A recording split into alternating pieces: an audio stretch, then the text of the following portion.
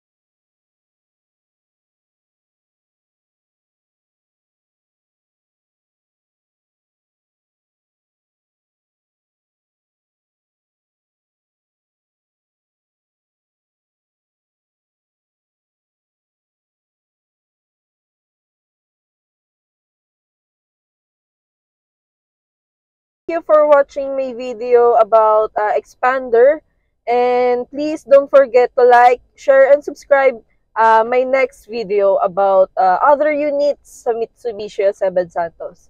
So thank you guys!